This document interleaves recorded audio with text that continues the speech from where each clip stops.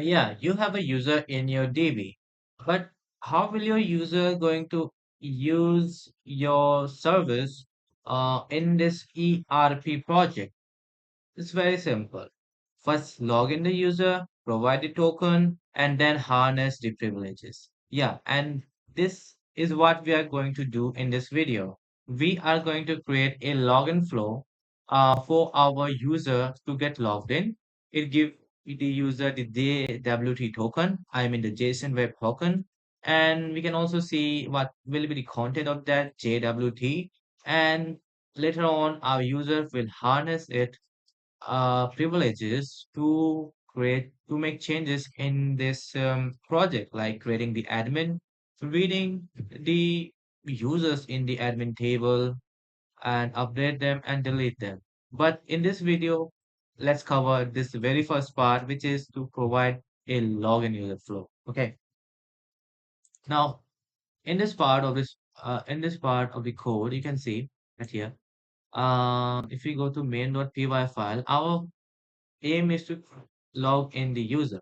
Okay. So what I did, like first of all, I actually created the models. Okay. I showed you in the previous video that I created this admin model at here. Okay, and with the help of this, we actually created a admin and the ad with the admin.py file. Okay. Now okay, save it.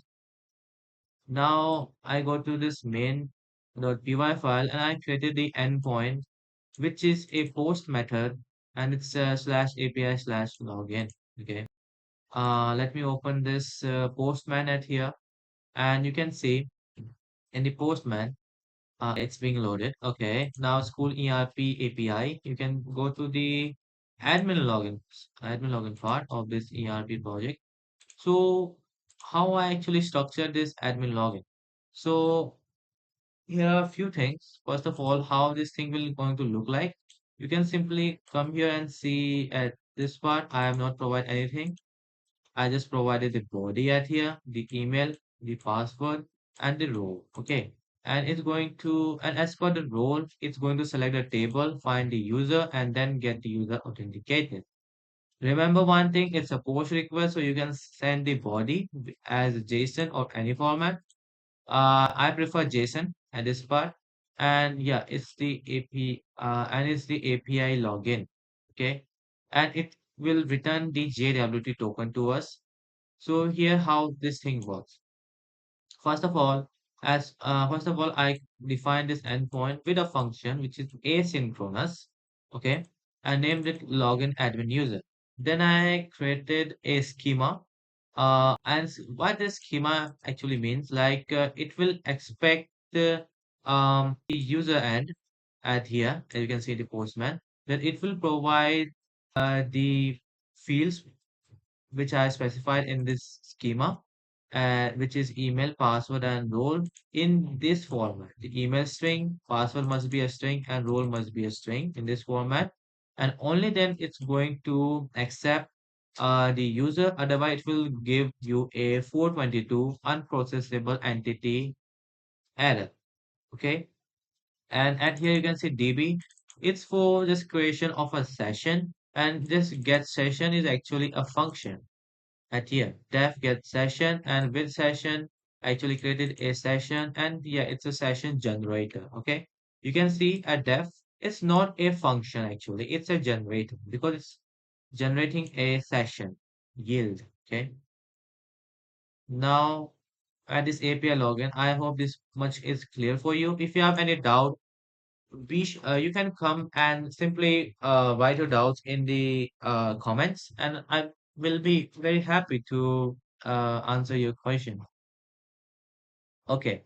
Now, the next part is to get the user by email ID, because in this session, you can see it in schema. I have the email, the password, and the role. Okay. So, and you can see also in models, the email is a primary key at here.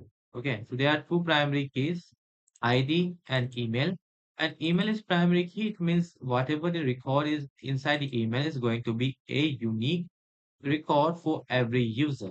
Okay, so I just try to get a email. So what I am doing at right now, I actually provide this session. I mean this session, which the user will have as soon as the API session hit. API actually, okay, any request by the user will get hit at this API endpoint. So it's the session which gets created then, and that is the user. Okay, I mean this user. This user is a variable which will going to store this data, email, password, role, once it get verified as per the schema. Okay, so this is how whole thing is going to work. Is the verification and the validation going to take is going to happen automatically. You just have to come and just specify the user. And now I go inside the scrud.py file. And inside the scrud.py file, there is a function now named get user by email. Okay. And here it's expecting two input. And actually I'm providing the two input DB and user. And it's expecting the two input at here. And also I've mentioned the schema. Okay. Now, the next step is actually to determine the user model.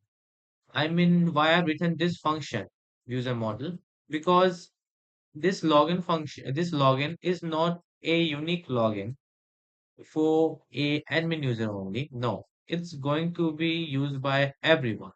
I mean, there are four users in my ERP: admin, school, teacher, and the student. Okay, so so that's why I actually ask this role at here.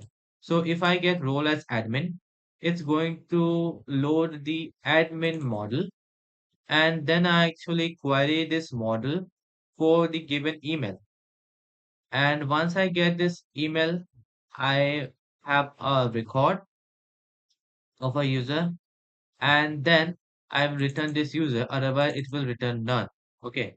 Now you may ask me that what if a user provide role as teacher and provide a credential, email and password. But remember, my dear friend, the email is going to be unique, okay, for this table. So if I type teacher and try to log in, then whenever user will log in at this part, if the same record found at the teacher table, then the user will going to be authenticated as a teacher, but not as the admin. If you want to become an admin, your credentials must be in this admin table, and your role must be admin here. Only then you can log in. I hope this thing is clear to you. Now it actually returned the DB user. So I have written if DB user. It means if this if this user got some value, it's going to return the user. Otherwise, it will return none. So what happens here? Like if DB user has value, then it will pass this if condition and get inside this if block. Otherwise, if there is none, so if block consider it as false, and this if block will not get executed, and it will return user not found 404. Okay. But for this part, which I'm doing at here, if user is in the database table, it's going to compare the passwords. If and is as you can see here, the user dot password is actually this password, which is being provided by the user. And if this user, okay, it's the password which is provided by the user. Okay. Now I'm going to use this hash password function to hash it. And then I compare the password hash which is inside the table and the password hash which actually got created right now. And if both hashes get matched, it means the password, it means the user is, what should I say? The user is genuine. And then I provide the user ID as a JWT token in this JSON response, as you can see it here. Now, at this part, you have encountered two black boxes. One is this hash password black box, and second is encoding. Because you don't know the implementation of that. Okay, let me show you the implementation of hash password. So it's inside the password hashing.py file, and the hash password just take your password as a string. It's going to take your plain password. I mean, this simple, which I've written here. it's a plain password, literally as a string, and then convert and then hash it with the help of SHA-256 cryptography algorithm, which is a one-way cryptography algorithm, and return the hash. Like you can see a table at here. These are the hashes. Okay, this much is the hash. So it's how the password is how the password is being get converted into hash, and then we perform the comparison. And what this encoding part is. So its encoding function is inside the token.py, and it simply takes the user ID and the role and simply encode this payload, which is a dictionary, with the help of RSA cryptography algorithm, which is a asymmetric cryptography algorithm, which actually use private key to encode. I mean, it uses the public key to encode and private key to actually decode. Okay. All right. It's all right. I mean, this much is clear to you. And now let me show you the implementation. So for this, I have to first run this server. Now I will write uvicorn app.main app hyphen hyphen host 0.0.0.0 hyphen hyphen port 8000 hyphen hyphen reload, and it will take a few minutes to actually make the server up and running. And when the server will come up, we will perform the authentication. All right, the server is now up, and now it's time to test our authentication logic. So you can see at here the email. Okay, and the email ID I provided here, the password, simple, and role is admin. And this whole thing is a JavaScript object notation, which is JSON. Okay, and it's a post request at this API slash login endpoint. Now I just simply send this, and it's take some time. And you can see the user is authenticated successfully.